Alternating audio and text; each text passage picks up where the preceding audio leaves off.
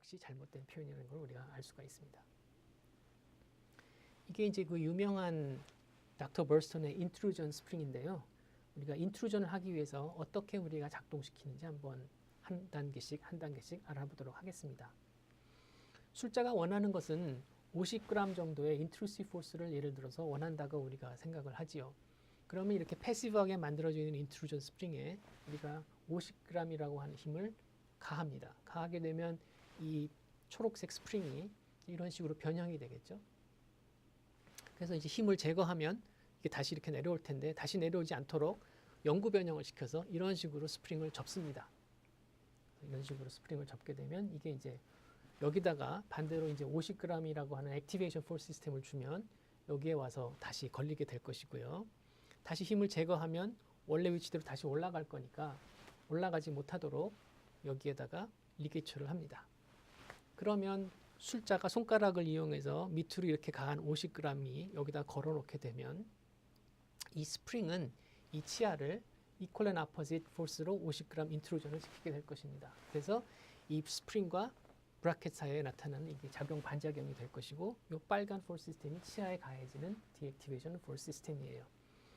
자, 그러면 이렇게 장착이 된 액티베이션이 된 스프링은 가만히 작동을 하면서 가만히 있지 않습니까? 그러니까 역시 이것이 평형을 이루고 있는지 프리바디 다이어그램을 보도록 할게요. 그래서 필요 없는 부분을 다 제거하고요.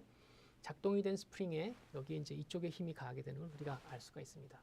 그러면 이 스프링은 가만히 그 자리에 있기 때문에 평형을 이루고 있어야 되겠죠. 그러나 그림에서 보시는 것처럼 이런 힘 하나가 여기 스프링에 가하게 되면 이 스프링은 아래쪽으로 가속 운동을 해야 될 텐데 그렇지가 않은 걸 우리가 알 수가 있죠. 그래서 이 스프링이 평형을 이루고 있기 위해서는 두 가지 조건을 만족해야 됩니다.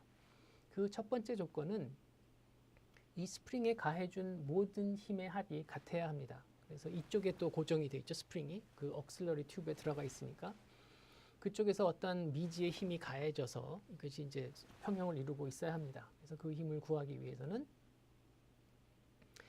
이 스프링에 가해진 모든 힘의 합, vertical force F와 50g을 더한 값이 0이 돼야 되는 거를 0이 돼야 되고요. 그다음 또 한 가지 조건은 저 스프링이 회전을 하지 않기 위해서 기준점으로부터 측정된 모든 모멘트의 합이 또 같아야 됩니다.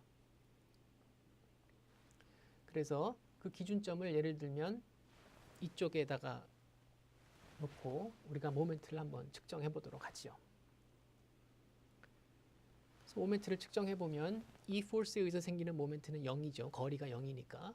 그 다음에 기준점으로부터 이 포스에 의해서 생기는 모멘트는 50g 곱하기 30mm 해서 클럭와이즈 모멘트가 될 것이고 역시 그것이 0이 되지 않기 때문에 여기에 부가적인 어떠한 우리가 모르는 모멘트가 추가적으로 가해져야만 평형을 이룬다는 것을 우리가 알 수가 있습니다. 그래서 우리가 이제 저렇게 두 가지의 식을 얻게 되고요. 이렇게 50g 또 30mm라고 하는 건 우리가 간단히 포스 게이지와 자를 통해서 우리가 얻을 수 있는 상수값이 되겠죠.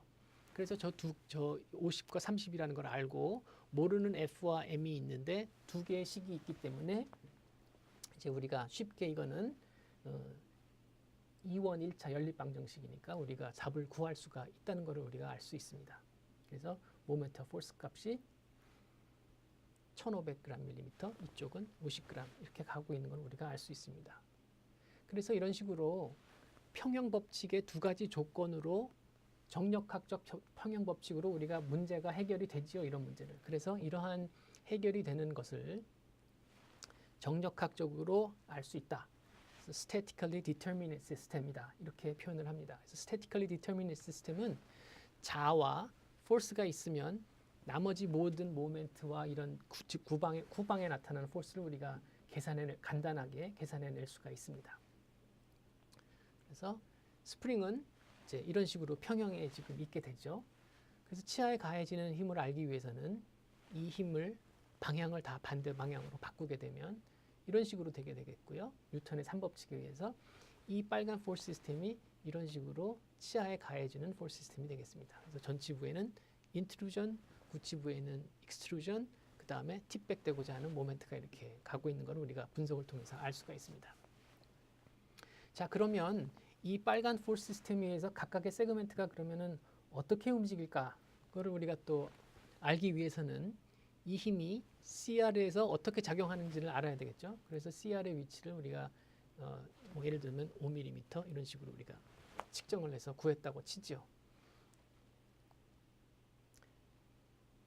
그래서 이 빨간 것과 CR에서 작용하는 equivalent force system 조금 전에 배운 걸 한번 적용하도록 하겠습니다. 그래서 여기에 있는 힘을 CR로 이렇게 이동을 합니다. 그래서 그냥 이동이 안 되죠. 그래서 부가적으로 이제 이런 모멘트가 들어가게 되는 걸 우리가 알 수가 있겠죠. 이거는 계산을 하지는 않겠습니다. 아까 한 것처럼 노란 것의 force 시스템의 합과 빨간 것의 force 시스템의 합이 같고 힘의 합과 모멘트 합이 이제 서로 같다. 그 이퀴벌런트를 구하면 될 거예요. 그래서 똑같이 50g 카운터 클럭와이즈 350g 밀리미터의 힘이 CR에서 가해지는 것과 같고요.